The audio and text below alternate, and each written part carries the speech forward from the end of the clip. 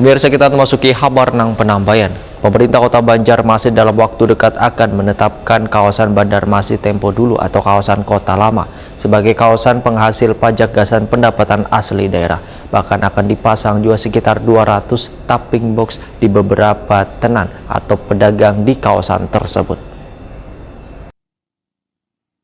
Pemerintah Kota Banjarmasin dalam waktu dekat akan menerapkan kawasan Banjarmasin Tempo Dulu atau kawasan Kota Lama sebagai kawasan penghasil pajak gasan pendapatan asli daerah. Bahkan akan dipasang sekitar 200 tapping box di beberapa tenen atau pedagang di kawasan tersebut. Kepala BPKPAD Banjarmasin Edi Wibowo, Wehetakuni Prima TV jelang tengah hari Senin 24 April 2023 memedahkan kawasan Kota Lama yang menjadi salah satu destinasi wisata di Banjarmasin sudah begitu meningkat pengunjungnya, kada hanya dari kota Seribu Sungai ini, tapi ada yang datang matan luar daerah. Sehingga perlu mendapatkan perhatian serius terutama terkait dengan penarikan pajak sebagai potensi penghasilan pendapatan asli daerah. Untuk memperlancar penarikan pajak, maka seberatan wadah berusaha yang ada di kawasan Kota Lama akan didata kemudian akan dipasangi tapping box. Menurut Edi Wibowo, ini hanya ada 3 dari 57 gerai yang terdaftar sebagai wajib pajak. Maka perlu dilakukan ketegasan agar bubuhan pengusaha tersebut mematuhi kebijakan dari pemerintah kota terkait dengan pajak.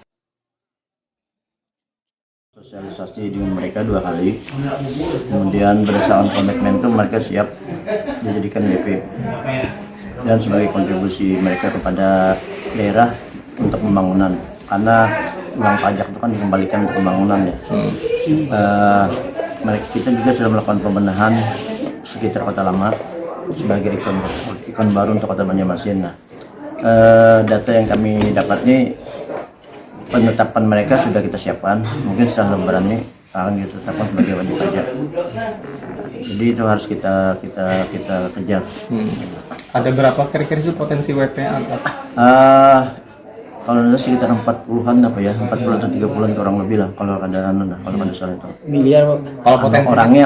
Nah, kalau potensinya ya kami belum tahu, malah kalau ya rame hitungannya 10% ya yang jelas itu lumayan lah, itu ya, menambah manupun di PAD kita.